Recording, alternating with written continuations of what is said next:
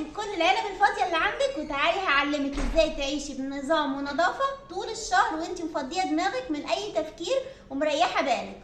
يوم للمنظفات هتاخدي يوم واحد بس هترتاحي الشهر كله.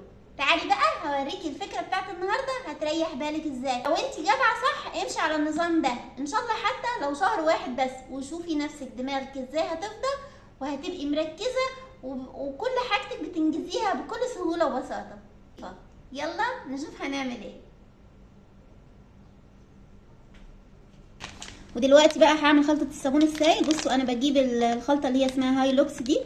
هاي لوكس حلوه، خلي بالكم في حاجات تانية في السوق مش حلوه، يعني انا جربتها وهي مش حلوه.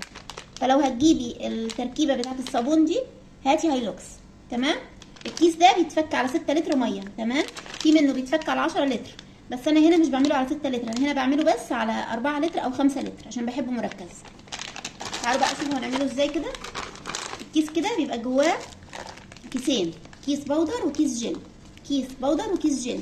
لازم اول حاجه نعمل ميكس للاتنين دول مع بعض قبل ما ننزل الميه، عشان لو ما عملتيش كده مش هيطلع معاكي حلو. اهو ده الكيس بودر. عارفين يا بنات، عايزه اقول لكم ان انا بطلت خالص اشتري البريل الجاهز ده. من ساعه ما استخدم التركيبه دي بطلت اشتري البريل الجاهز. اهو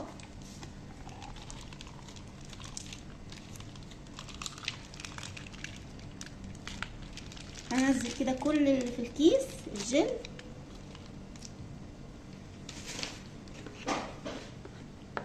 بعدين همكسهم كده مع بعض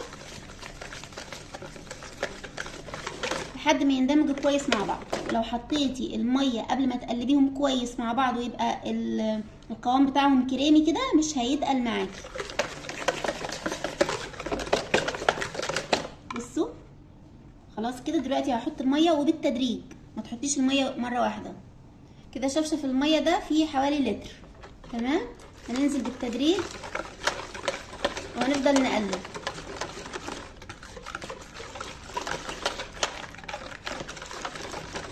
متنزليش بالميه كلها مره واحده عشان يتقل معاكي. لو نزلت بالميه كلها مره واحده مش هيتقل معاكي.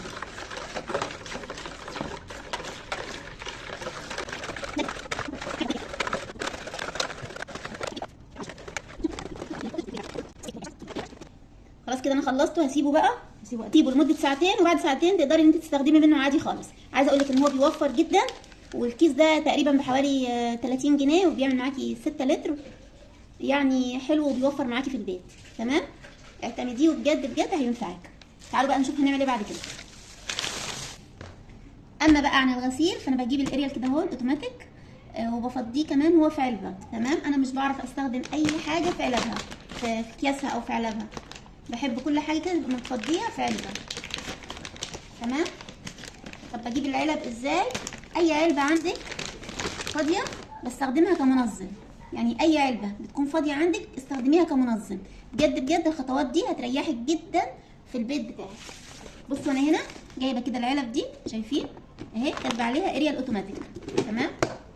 بجيب العلبه كده اهو واروح ايه مفضيه عليها الاريال.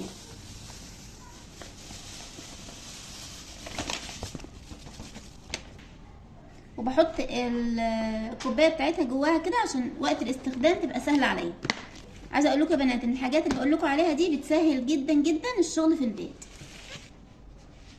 وكمان الاريال العادي بعمل معاه نفس الكلام.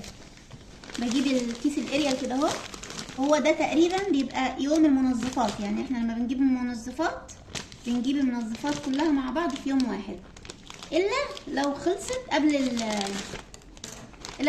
قبل يعني ايه ما حاجه تانية تخلص فبجيبها. لكن المفروض ان لما بنروح عند بتاع المنظفات بنجيب كل حاجه المنظفات من مكان واحد. في اوقات مثلا بكون هغسل السجاد فالاريال العادي بيخلص قبل الاريال الاوتوماتيك كده، يعني على حسب. هنا برضو العلبه مكتوب عليها اريال عادي، بفضي فيها الكيس بتاعي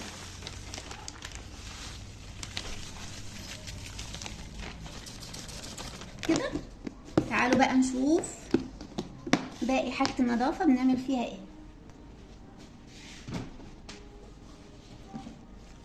دي بقى العلبه اللي بحط فيها اكياس الرابش. تمام، ودي اكياس الرابش كده اهو.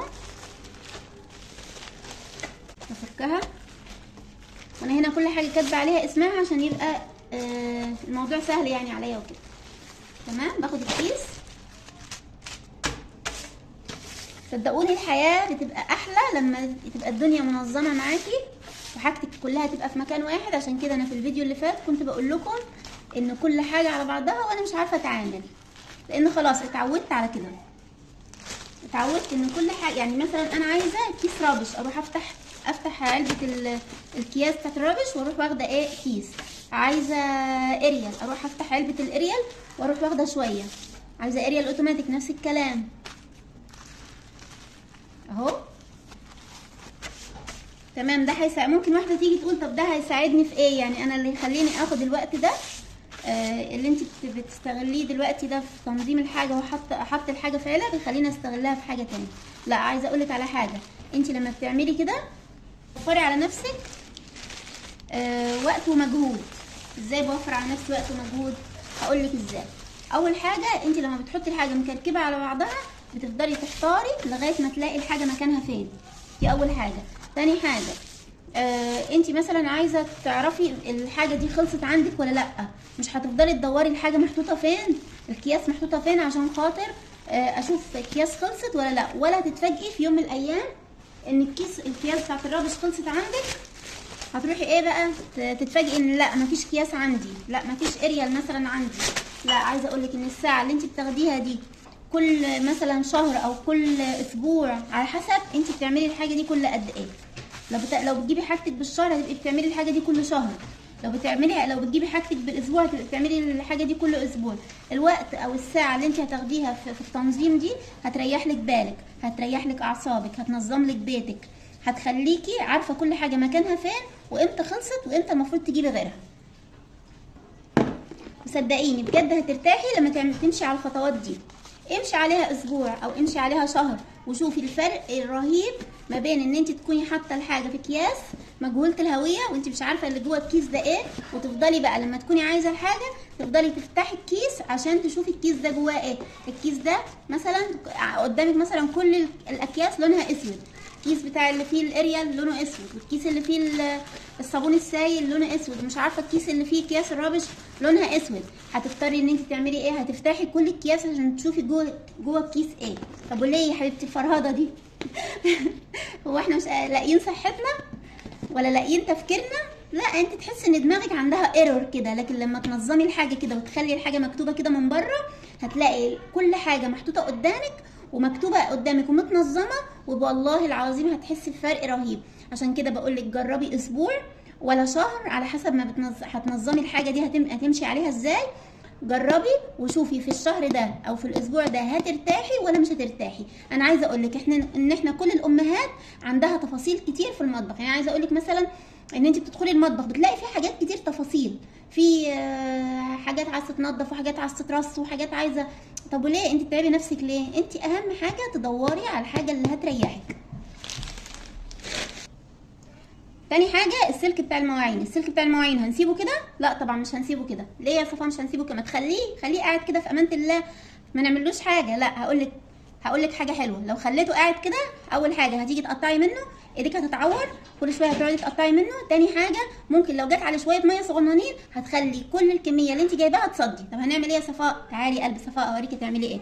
اول حاجه هتفرديه كده اهو كده، وبعدين هنجيب المقص ونروح ايه قصينه كده اهو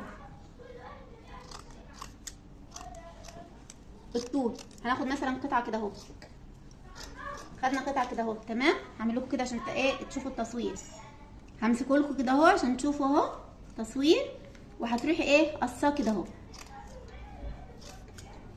طب استفدنا ايه يا صفاء؟ قلت لك هتبقي استفدتي ان ايديكي ما اتعورتش. تاني حاجه ان احنا كلنا عارفين ان السلك الالومنيا ده لو جت عليه شويه ميه خلاص على كده شكرا بيبقى كله صدى. طب وليه يا حبيبه قلبي؟ ده غير ان في حاجات كتير بتتهدر يعني بتترمي. احنا السلكه الالومنيوم اصلا بتستخدميها يوم واحد بس، ما ينفعش ان انت بعد كده تستخدميها تاني. بتصدي بقى وبتبقى ريحتها مش كويسه، او لو في ناس بتستخدمها تاني دي براحتهم يعني. لكن انا عن نفسي مش بحب استخدمها غير يوم واحد بس، وبتترمي بالليل عشان بحس ان ريحتها مش حلوه، يعني مش لطيفه، بتخلي فيه ريحه مش كويسه في الطباقه يعني، وفي الكوبايات وكده. تمام، هنقصهم كده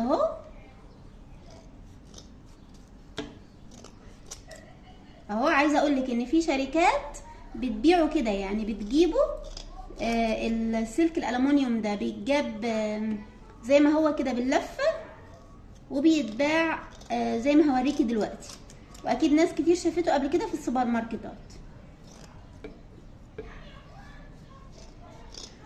بصوا يا بنات اهو، بصوا كده اهو، كل واحده هنطلع منها 2، لان احنا طبعا حطينا الطبقتين على بعض بعد ما قصيناهم، حطينا الطبقتين على بعض اهو.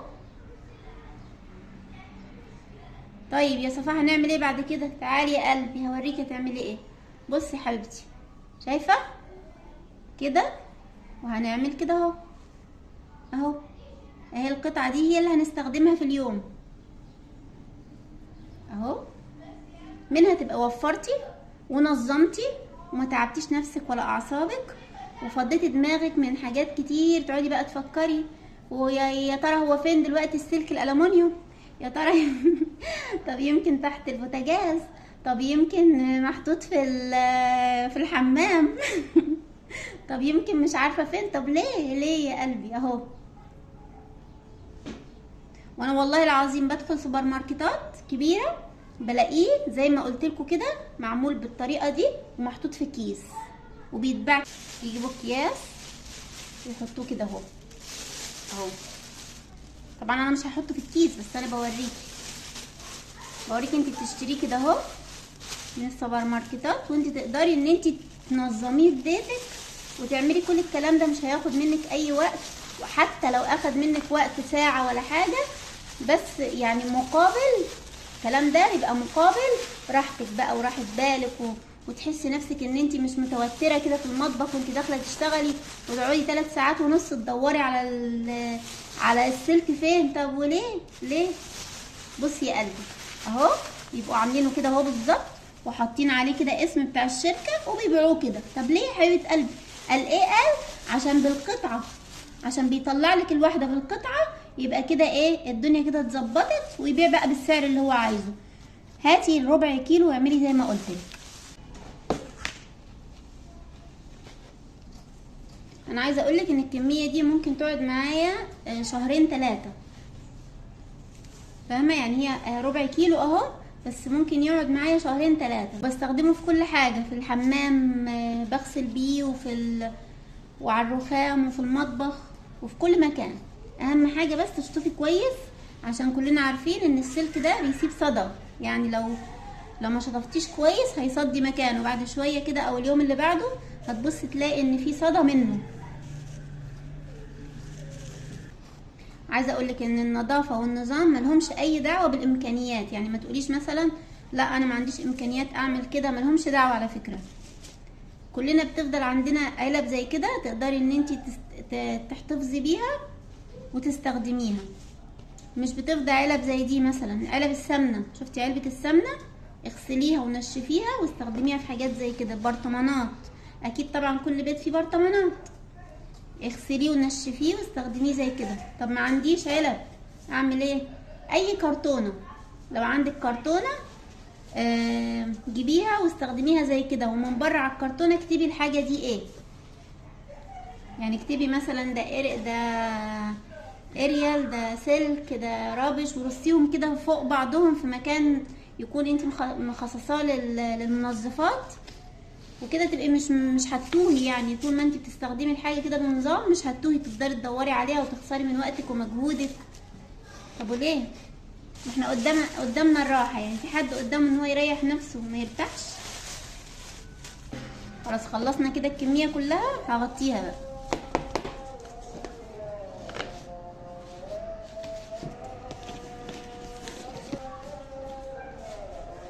السفنج ده انا بستخدمه في غسيل المواعين، بحطه فوق الليفه، او بستخدمه في مسيح الرخام. اي سفنجه عندك شيليها واعمليها كده، او لو ما فيش عندك سفنجه ممكن تشتريه، بيبيعوه بالمتر كده. تمام، احسن بكتير من السفنج اللي بيتباع في السوبر ماركت. يعني بيبقى السمك بتاعه عالي كده زي ما حضرتك شايفه وبيريحك. عايزه تشتريه من السوبر ماركت دي حاجه ترجع لك. بصي بتساعد كتير في مسيح الرخام، في غسيل المواعين كده.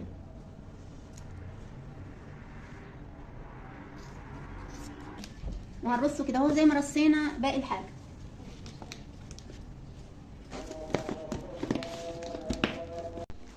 وبكده نبقى خلاص خلصنا الفيديو بتاعنا النهارده. وزي ما قلتلك ساعه واحده بس وهترتاحي طول الشهر وهتدعيلي. لو عجبك الفيديو ما تنسيش تصلي على النبي في التعليقات. اللهم صل وسلم وزد وبارك على سيدنا محمد وعلى اله وصحبه اجمعين. وادعيلي دعوه حلوه من قلبك. يلا بقى، باي باي.